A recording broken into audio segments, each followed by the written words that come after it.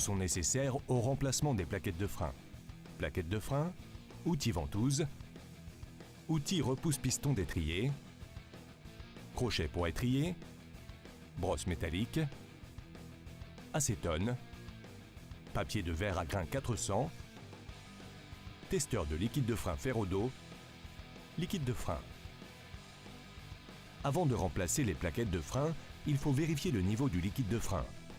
En utilisation normale, le niveau du liquide de frein est à son minimum lorsque les plaquettes de frein avant et arrière sont usées. Si du liquide de frein a été ajouté après le dernier remplacement des plaquettes de frein, le niveau peut être trop haut et le réservoir peut déborder lors du montage des plaquettes neuves. Retirez un peu de liquide de frein si le niveau est trop haut.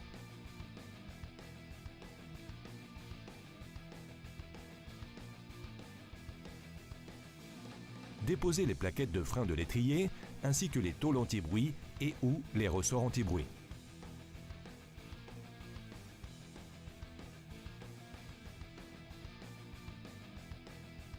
Remarque, il n'est pas nécessaire de démonter l'étrier sur toutes les motos pour déposer les plaquettes de frein. Utilisez des outils appropriés pour démonter l'étrier de frein. Utilisez un crochet pour étrier ou un sando pour suspendre l'étrier en toute sécurité et s'assurer qu'il n'y a pas trop de contraintes sur le flexible de frein.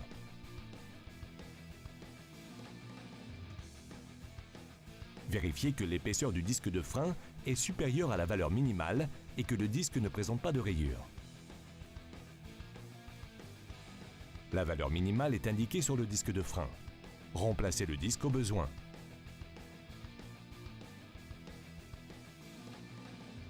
Si les pistons d'étrier ne sont pas équipés de cache-poussière de protection, sortez légèrement les pistons en appuyant sur le levier de frein avant ou la pédale de frein de 50% au maximum.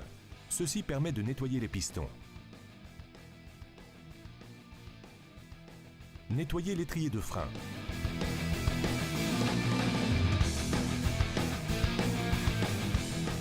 Vérifiez que les colonnettes d'étrier, le piston et les cache-poussières ne sont pas endommagés. Repoussez les pistons d'étrier à l'aide du repousse-piston d'étrier.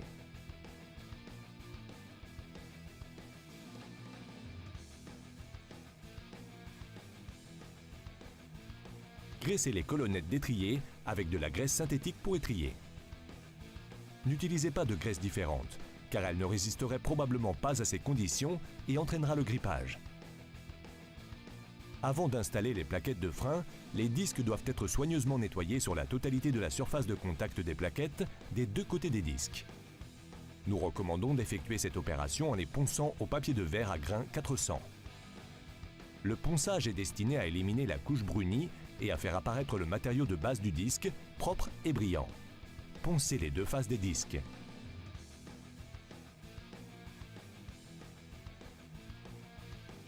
Nettoyez les particules abrasives restantes à l'aide d'une brosse à ongles et de l'acétone ou du produit de nettoyage pour frein.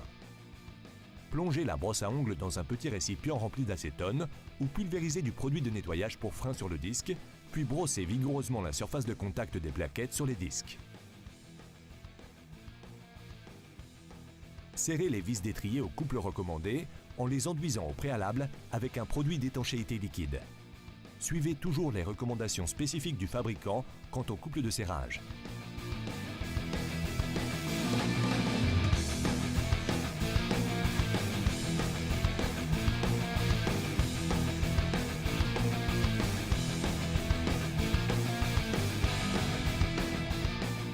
Montez l'étrier et les plaquettes de frein. Remarque, l'ordre de montage varie selon les motos.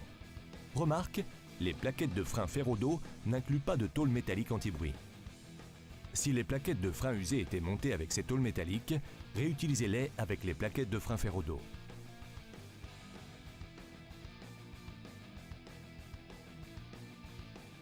Actionnez les freins avec une course maximale de 50% jusqu'à ce que la pression soit ressentie dans le circuit de freinage en actionnant le frein. Vérifiez le fonctionnement en appuyant sur le levier de frein avant ou en faisant tourner la roue arrière tout en appuyant sur la pédale de frein arrière. Contrôlez la qualité du liquide de frein à l'aide de l'appareil de test de liquide de frein Ferrodo. Vidangez et remplacez le liquide de frein si sa qualité est déficiente. Consultez le manuel pour connaître les intervalles de remplacement du liquide de frein et l'indice DOT correct.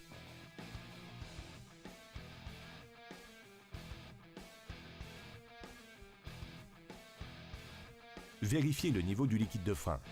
Si les plaquettes de frein avant et arrière ont été remplacées, le niveau de liquide doit être au maximum. Si la moto est équipée de l'ABS, suivez la procédure de purge décrite dans le manuel de réparation du fabricant. N'appliquez pas de force de freinage excessive pendant les 30 premiers kilomètres.